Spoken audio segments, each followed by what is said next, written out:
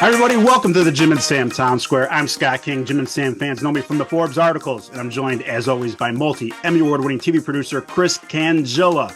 This episode recapping week 1 of December 2023. And look, if you celebrate Christmas, you're going to have a silent night coming up.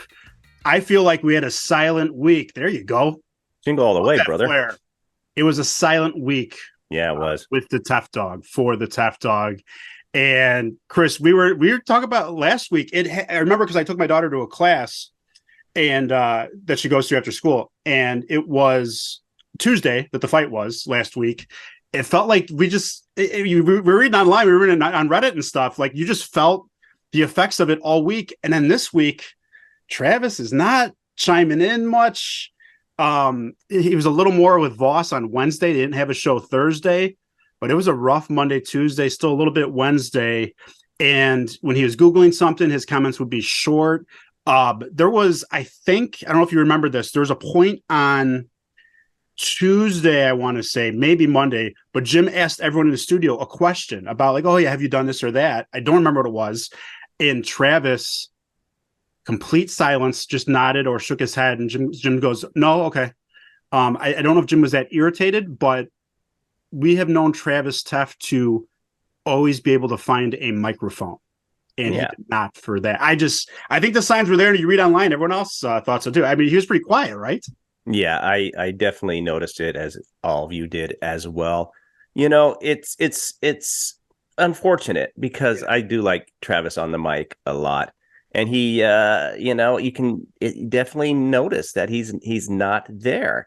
And what bothered me too, and I don't know how this came about, but in the recap that Mike Montone does when they're going to break, they put that fight in the things that happened last week, and it was cringeworthy. It really made me uncomfortable again, because if you love these guys like we do, you don't want to see this kind of stuff. And I'm still on the firm ground that I believe Jim owes him an apology. I don't think that it was right. So I feel for Travis. I don't like anything going on in the show that we love so much like this, but it is what it is, right? Yeah, I think in everyday life, an apology maybe, but on the show or in that O&A universe, you joke about it. It was never discussed with anyone in studio again. Very weird, I thought. Yeah. You joke about it, and then like there's the guy kind of laughs or says, "Oh, I was wrong," or "I'm an asshole," and that's you don't need to. I don't think in this world, and fans aren't accustomed to like the typical straight up apology, but some acknowledgments, and it did not happen. A simple acknowledgement, like, hey, we had that little thing there. I was out of line there. Fucking, I don't care, man. Let's go move on.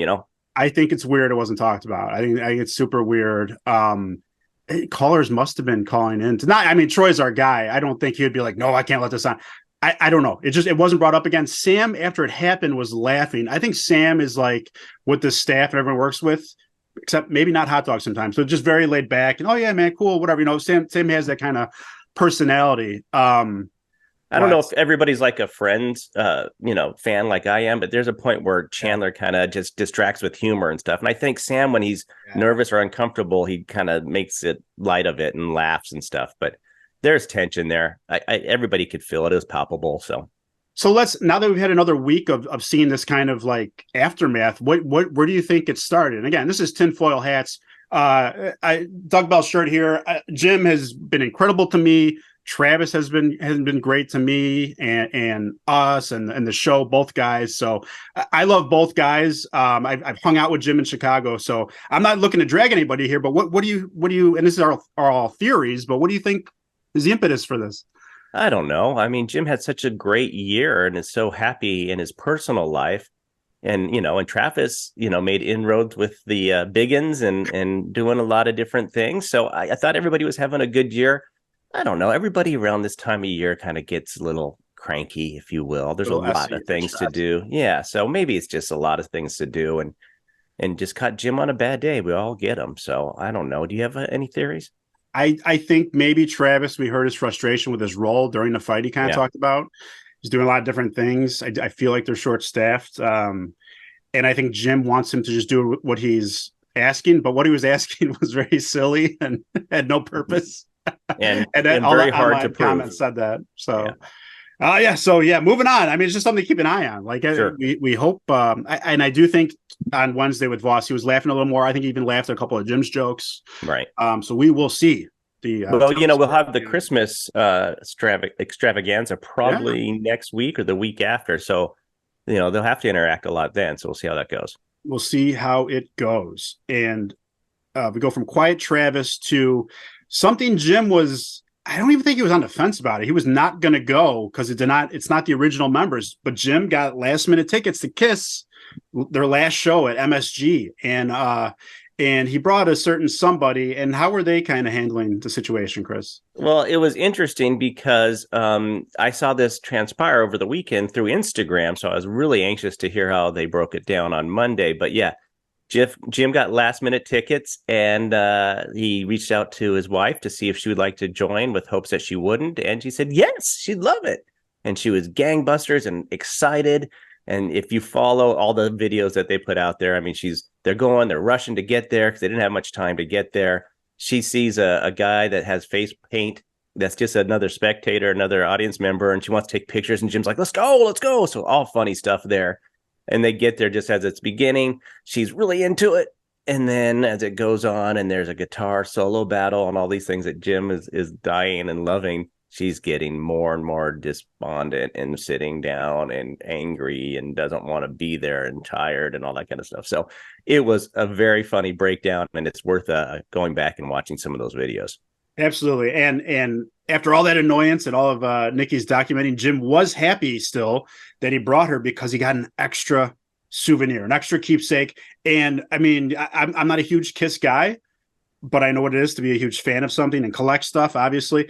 I love that they had obviously not real gold, but the gold plated tickets for their last show, souvenir for the fans, just handing them out. And Jim got two. Like I love that. As a collector, I love that. That was funny too, because Nikki goes, I got one and you got one. He goes, no, I have two. You don't get one.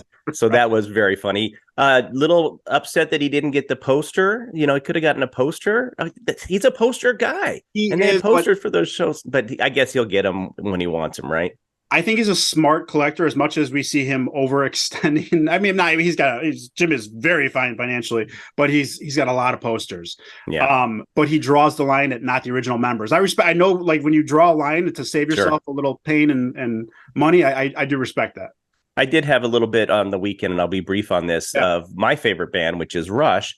Ooh. Geddy Lee wrote a biography. It's called My Effin' Life, and he was doing a book tour at the Chicago Auditorium Theater, and a friend of mine and I went to it, and it was fantastic. And I'm not a great reader. I don't, I get lost and want to, or bored, but it's audiobook, and Geddy Lee himself, who's a bass player of Rush, reads the book, and I've been fascinated, and it's an incredible story. Just a little side thing. Both of his parents were Holocaust survivors. Oh, wow. Just nuts. Yeah. So a lot of incredible stories in the birth of the band. So I've really enjoyed that. And I enjoyed spending my time at that kind of theater book meeting, if you will. It was great. So good stuff with our favorite bands. That's awesome. That's a cool event. And there's a lot of Rush fans. I like Rush. I haven't heard a ton. I like what I hear. Sure. No easy transition here. Jim was getting a colonoscopy and endoscopy last week. And I mean, the preparation, everything, it's a lot, but Jim likes to have things checked out, and he is kind of at that age. I think you're around the same age, Chris. Yeah. Get stuff checked out. And have you ever had a colonoscopy? No, I have not. You're too young still. I was having some stomach issues probably when I was your age, late 30s, early 40s. I'm like, so the doctor recommended I had one then, and everything was fine. Yeah. And then as I've gotten over 50, you still do it. And the thing that's the worst, the whole procedure is fine, but the prep is a nightmare. You have to drink like about a half a gallon of this stuff, or even a gallon of this stuff during the day. And it tastes like, you ever get a glass out of the dishwasher, if you washed them by hand and they still have a little bit of soap still on it, when you fill it up with water, it tastes that dish soap taste. That's how this stuff tastes. It's horrible. You got to drink so much. And then what it does is it starts making you just go clear liquid only out of the number 2 exit spot. And it's ridiculous. And so, you have to do all that prep. Jim was talking about having insurers and stuff, and I'm yelling at my radio once again saying, you can't have any of that stuff, man. It's just clear, like Jello and broth, and it was horrible. So right. Eventually, you'll have to have one, and I I hope know my better wife's big on technology. like having everything checked out, so I'm sure I'll be forced to do it soon. So good luck to Jim. I hope everything went Yeah, well. absolutely. I think he's just, he does beyond his due diligence and has everything checked Yes, out, he which is does. great. You should do that these days.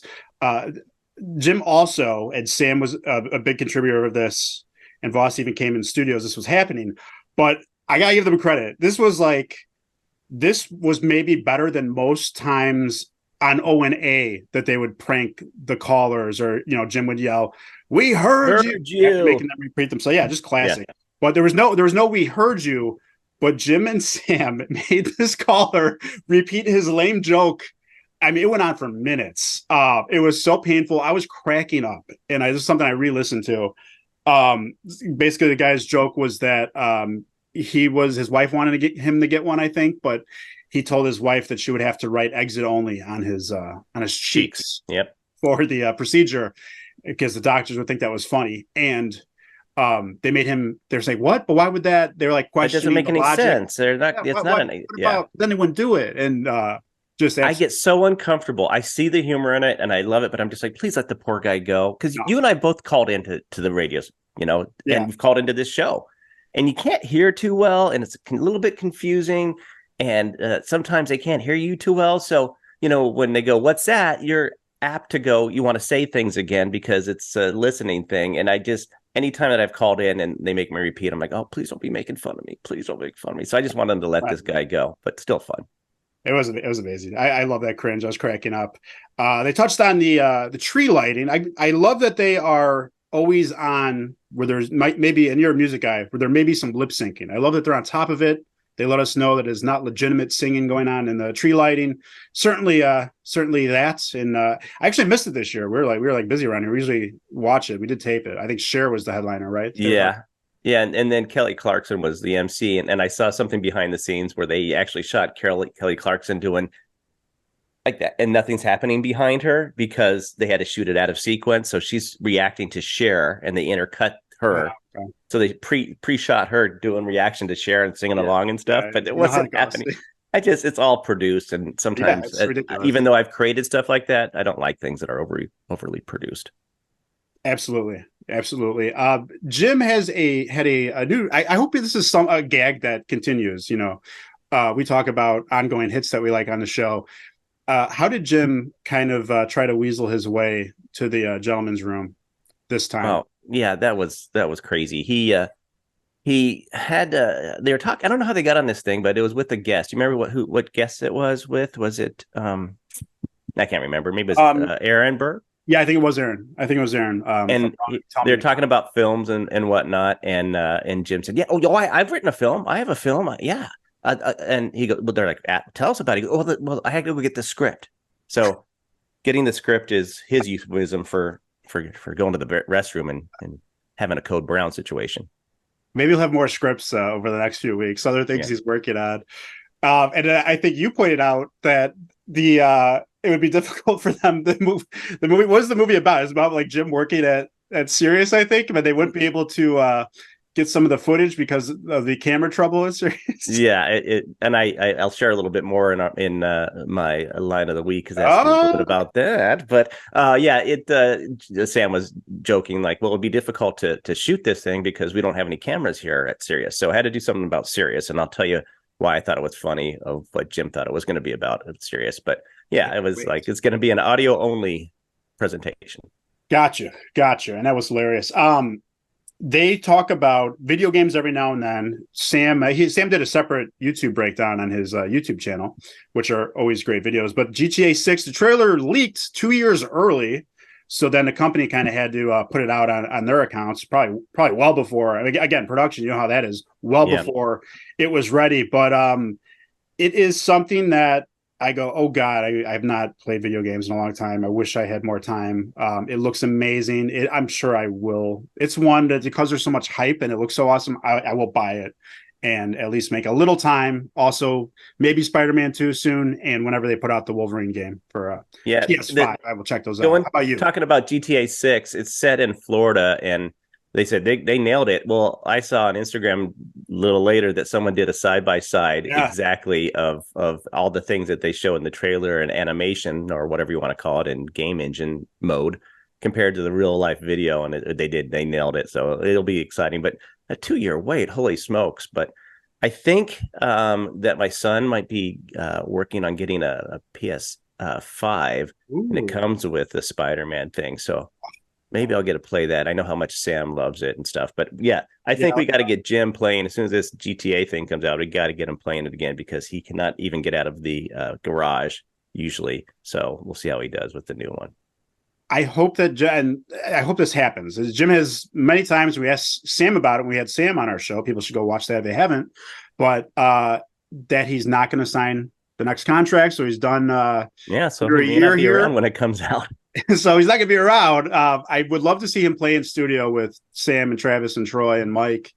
But if he's not, he talks a lot about someone who does play a lot of games. Yes, in his world, and his wife does a ton of game playing. And he likes to go in and talk to her when she's doing it, like, oh, how are you going to get out of that mess? And just really drive her crazy on all that kind of stuff. And it reminds me a little bit of my wife. When our kids were little, you remember this, you're in the heart of it now, but you put them to bed and you finally want to have some relaxing time. We had one of those video games that had the console and the joystick, but it kind of just plugged into your TV. And then all the games are loaded inside this little box. And it was like Dig Dug and stuff, right? And she just started playing it all the time, and she got really good at it. So I would go do my thing, usually playing guitar or something. Then I come back and come up the stairs, and she called me the cooler because every time I'd come back upstairs, she would lose her life or she would do something wrong, and the game would be over for her. She's like, "You're the cooler. I'm doing so well when you're not here." And I'm like, "Okay, so I guess I'm not going to see you tonight. Thanks."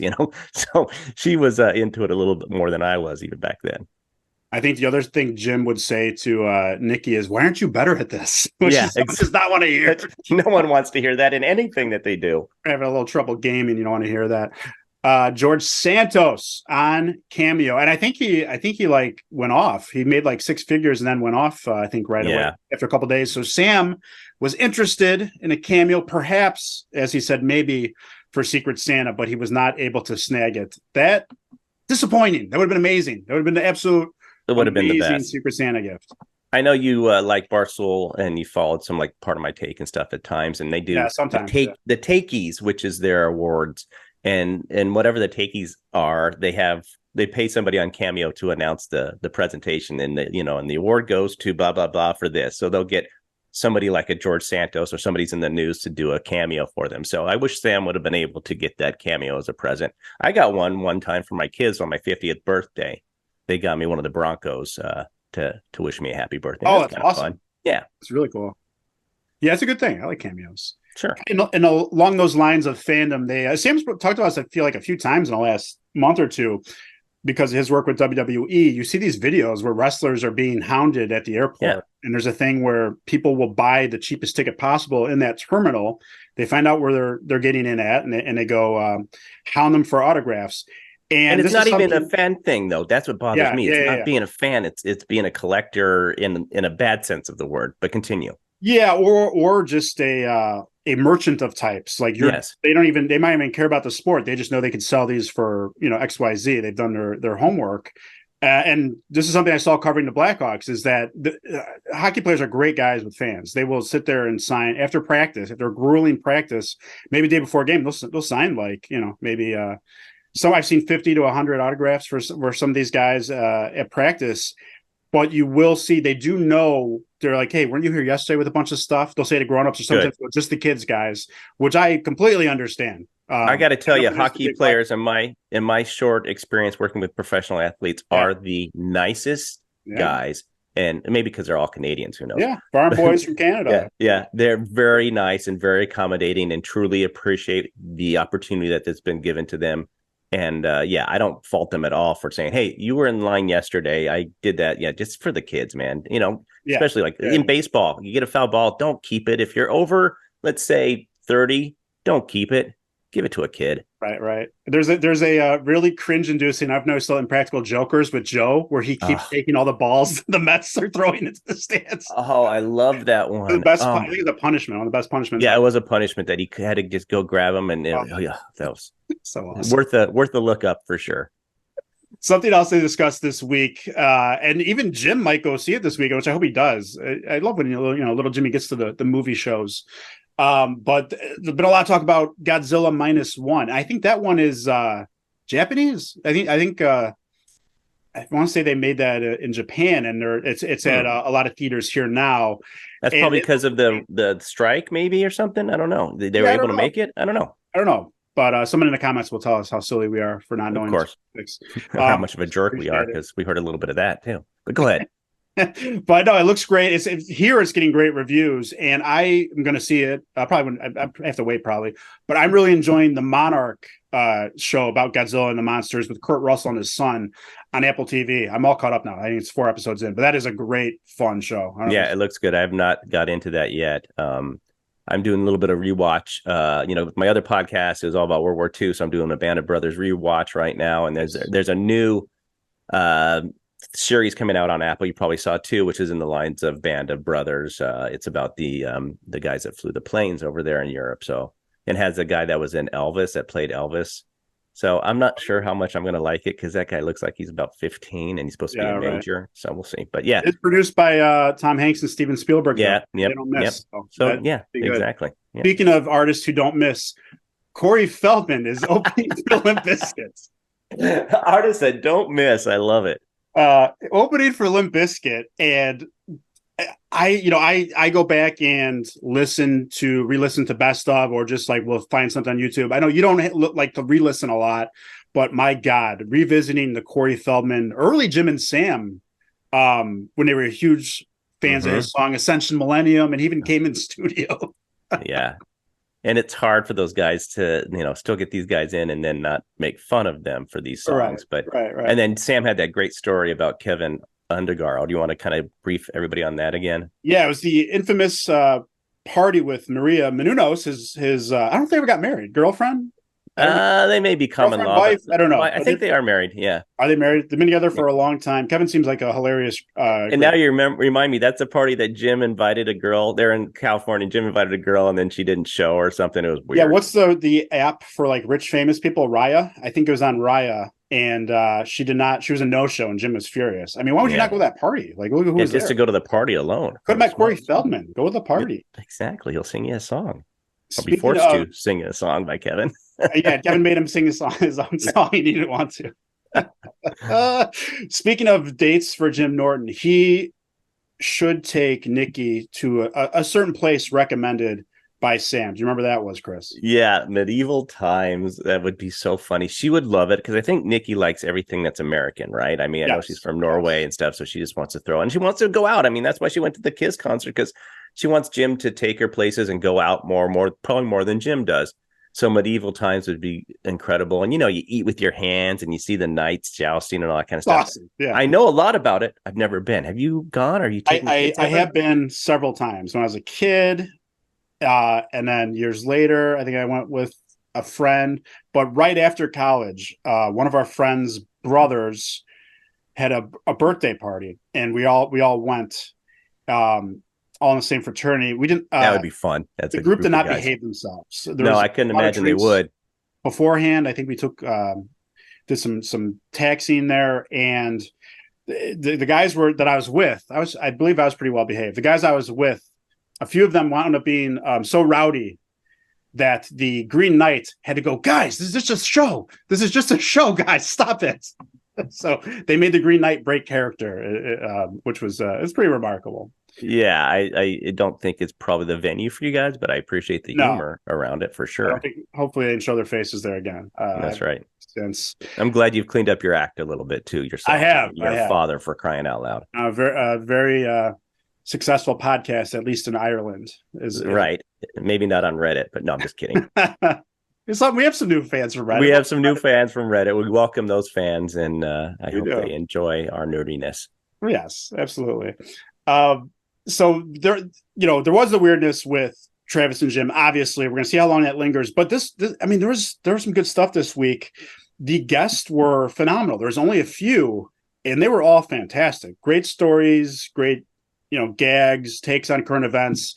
And so we usually just kind of go over the guests real quick. I think we have time to kind of break them all down a bit. I mean, Aaron, Aaron was great. How did he show up, Chris? Well, yeah, he showed up in a faux fur coat, and I believe Travis was, or not Travis, but excuse me, Troy had it on when we came back from break, and he was in. I don't know how that happened. So yeah, I love Aaron because he says he's going to do all these weird things, or he's done all these weird things. They talk about it. It's just he fits in so well with these guys because he makes up all these stories. Like, so do you like you like Hamas? Yeah, I do. They're really, I see, just far-fetched ideas that are just completely made up, and they're very funny. Absolutely. I always like him. And he was reading reviews to his shows. Like a lot of people, some audience members might not have known what they're going to see, are very offended in New York. They read some reviews to his shows when he was so very funny. That was great too. Paul Verzi, I mean, if you look back maybe the last few years that he's been coming on, arguably, like if you want to put the tag best new guest, it might be Paul. Friends with Bill Burr, kind of came up with Bill Burr. Bill treats him really well. Really funny, interesting guy, has anger issues. It's in well with Jim on that for sure. Absolutely. And Jim, I mean, obviously with a certain someone that was labeled this way by whoever, doesn't deal well with narcissists. I talked about that. Going with his anger issues, he followed someone for 20 miles to a taco place because of the guy. He didn't like how the guy was driving. Wasn't that a movie theater stuff too, or is that a different story? I think there was a situation. Was he getting kicked in the movie theater behind the seats, and then something like that, and he followed him? It's like stuff you can't do anymore. You're man. right. And he had a great break for what he would have done to the guy that lied to Sam about the boot on his car too. He had a great take on that. Exactly. And he knows Club Soda Talk, Bill Burr's video on YouTube that came out about Club Soda Kenny. Looked like a trailer and movie. It was very fun. Haven't seen it yet. I got to check that out. It sounded really cool. And I know I saw Club Soda Kenny on the Twix, we call it, or Instagram, said, "Hey, thanks for the love, guys. I hope you guys get to see this." So that's cool. Yeah, but you know what? I thought it was so remarkable, and I was glued to my radio when he was telling the story of the guy pounding on his hotel room. You want to kind of brief our listeners on that?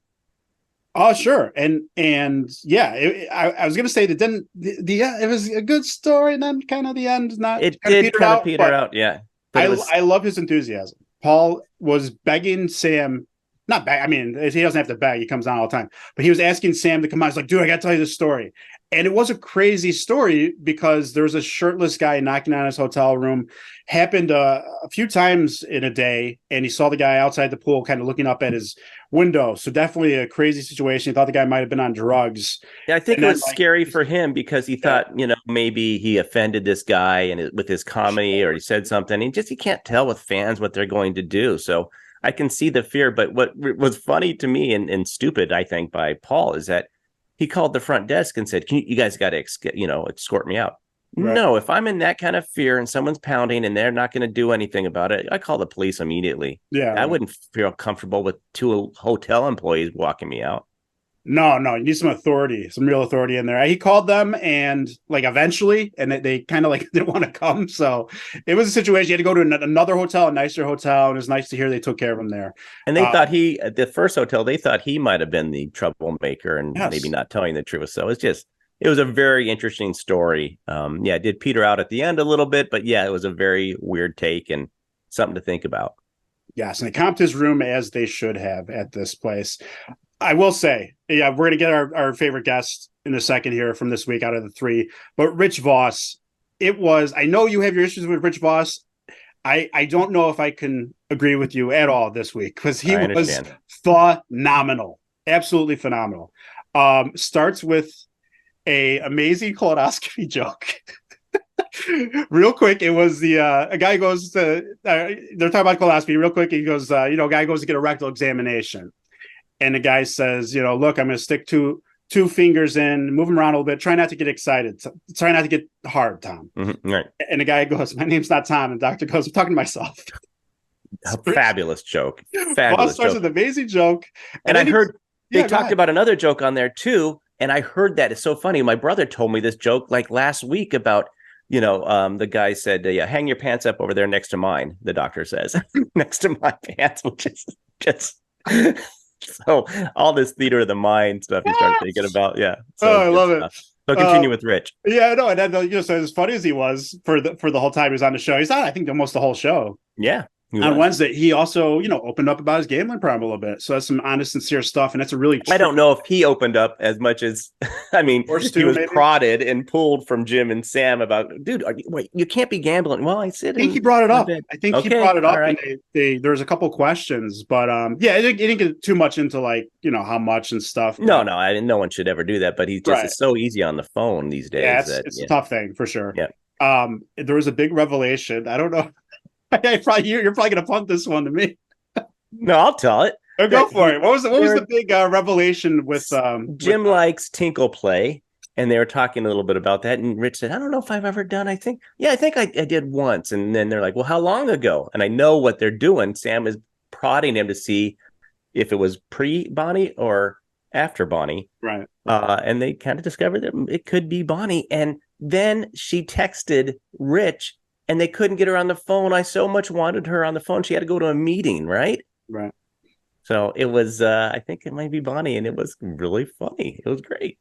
Yeah, in some way, even if it's months from now, she has to respond to this. I can't wait to hear. Right. It's probably going to happen. And so all that we just said for Voss's amazing appearance, then you just hear a taser in the middle of the interview, and you hear Sam Craig going, "You brought a taser in here." So Voss walks around New York with a taser in a bag, apparently.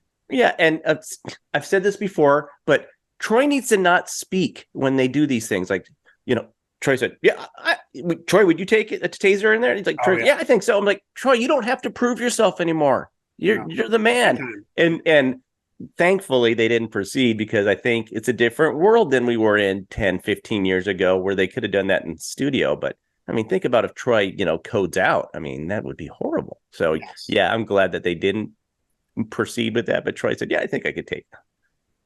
So were you more of a fan of Voss this week? Of course. Here's the thing. I don't always enjoy his appearances, but what I do enjoy is that Sam and Jim enjoy him so much. Yes. So I just come in and I go along for the ride. Now, I know you think he's very funny, and I had never seen his stand-up, so I don't know what it's like. I've seen bits and pieces. It just doesn't seem like something that is in my wheelhouse. That's all. I mean, I don't hate the man, and I think he's very funny, but it's just not my cup of tea or coffee. Fair enough. I can't get enough of the guy, especially when he's on a roll like he was on Wednesday. So who out of the three, Aaron Berg, Paul Verzi, Rich Voss, who's your favorite? So I love Paul's story, but Aaron Berg makes me laugh because he's so absurd with the things that he's talking about and agreeing about that I think he fits in. So for me, I know it was Aaron, and I'm pretty sure for you, it's Voss, baby. All time Voss appearance. Absolutely amazing. He brought a taser in, told an amazing joke, brought a taser in. He was honest. His wife tinkled on him. It was amazing. It's good stuff, man. I'm not going to deny it's not good stuff. So we did best guess. Now we got to get to usually what we can't wait to get to. For me, it's the same this week. Line of the week. I'm going to let you go first. So I kind of struggled with this a little bit, and I got to tell you, I don't remember one that really stood out. We only had 3 days to work off of too. But I think my favorite kind of line, it's not really even that much of a line, but it was kind of a cool setup, is goes back to when Jim was talking about going to get his script for the movie that he's making up, when he really just had to go to the bathroom. And when he comes back, Jim, they're asking him, pepper him with questions on it. He goes, "Yeah, it's a rom-com." And like Sam's like, not a rom-com? No, it's a rom-com. And Sam's like, "Oh, really? What's it about?" "Well, it's about, serious and stuff. It's about a comically inclined radio host that's working with a pedophile." So I'm like, okay. Jim's a comic, Sam's so I liked that, and I like how quick Jim is on there, and so that made me laugh. How about you? Speaking of Jim's quickness, right in line with that, it was when Voss came in during the call. I didn't say this yet. I didn't say what I was talking about earlier. Came in during the call where they are making the caller repeat himself over and over again with dumb questions about his joke, and the guy kept saying like, "Oh, it's just a joke, it's just a funny joke," but he had to keep repeating himself. And then to ask another question, Voss goes, "What's a colonoscopy?" And Jim, split second, goes, "For you, it'd be brain surgery." Very quick. He's so quick, so funny, and that you talk about Voss. I do love when Voss is in there. That when Sam and Jim beat up on him. I got to tell you that. So Is, yeah, so I will take Voss in the studio for sure. It is the best. And Chris, you are the best. Our fans, listeners, watchers are the best. Thank you all. Please leave a comment, like, subscribe, follow us everywhere. And thanks for everything you do, Chris. Well, thank you, brother. Yeah, it's good. We're getting to that special season, the Christmas season, where we're all warm and cuddly. And I want everybody to know that it's, nice and warm and cuddly here in the town square. Thanks for watching and listening to the Jim and Sam Town Square. Please remember to like and subscribe and turn on that notification bell, not Doug Bell, so you don't miss an episode. And if you're just listening to the podcast, please leave us a 5-star review. We really appreciate it.